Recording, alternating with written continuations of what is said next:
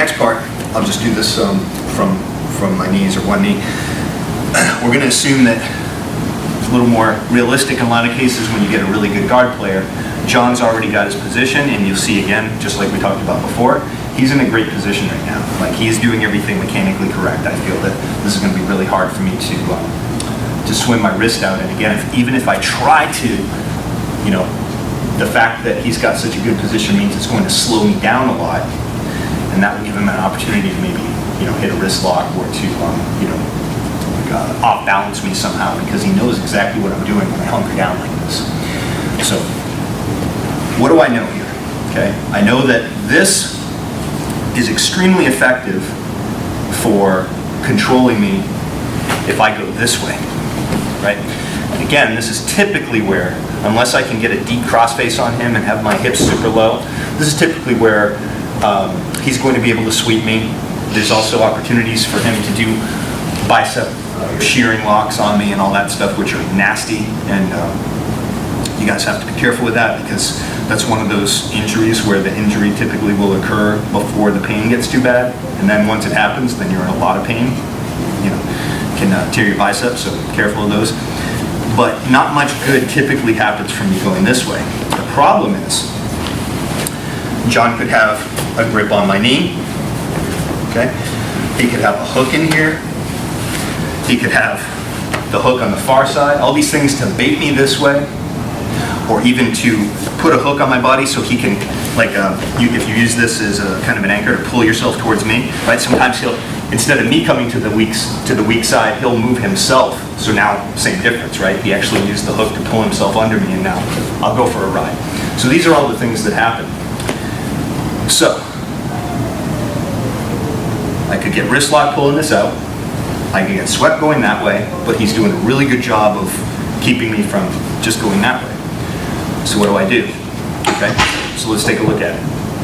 All right, John's got a good position. Okay, from here.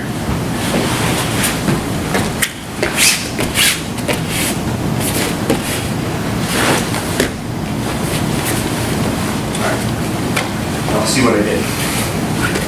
So, he's dialed in. Okay. What I'm going to do is, if I can't pummel this out, or I'm afraid he's going to wrist lock me, and even so, all these types of passes, my chest doesn't go on his chest, okay, until way, way later. How can I still apply the same principle? What I'm going to do is take my free arm, and that should always be with me, so hopefully he doesn't have it all stretched out, because then I have one more degree of difficulty to deal with, right? So I try and keep that with me. Now, regardless of where his leg is over on this side, I'm going to take this arm and put it inside his leg. And that's almost always available, no matter what he's doing with this leg, because there's a bend in his knee, okay? So I'm going to take this, put it to the mat. Usually what I do is I make a straight fist here, just so nothing happens and I wind up like rolling over my own fingers or something. So I just put my knuckles, like I'm doing a vertical punch, to the mat, okay, from here. This hand, okay, if anything, I typically do the same thing on that. I'm just kind of making a fist. I don't want to bend my wrist too much and give him an ability to flex my wrist one way or the other, sort of do a gooseneck or reverse gooseneck. So I just usually, sometimes I may grab his gi, his lapel, or his belt here if I have it to use, but usually I just keep this nice and straight too. Straight means it's going to be much harder to do anything to me in terms of a lock. Now, as all this is going on, I transfer my weight where? Onto John, always going towards his chest. Now, I move this way, and I just have to clear the foot. And you see, as I'm doing this the whole time, my body is starting to creep up towards John's chest.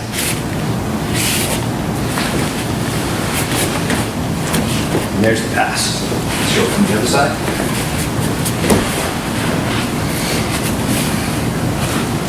So, hand goes to the mat.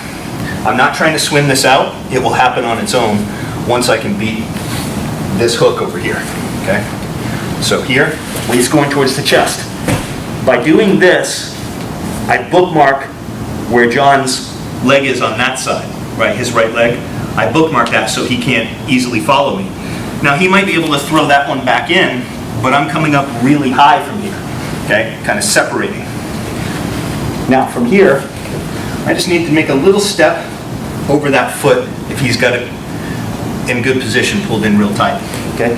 So from here, just lift up my hip just slightly, but my weight is always coming into John. And now from here, I'm just sliding up. And now I'm in great position to actually pass over that knee. So what turned into a great control position for him actually becomes a liability at the end, because once I have stepped past that foot, it's just a basic over-under smash pass at that point. That makes sense to everybody? Can you see it again? Or you good? I'll see.